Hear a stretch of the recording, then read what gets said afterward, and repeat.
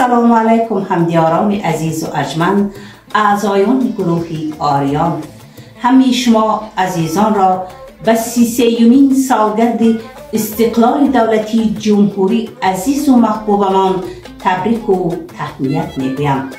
الها آسمان وطنمان همیشه مصفا، دستورخانمان پر از ناز و نعمت باشد. همه‌مان به مراد و مقصدمان برسیم. عید استقلال وطن مبارک دوستان عزیز.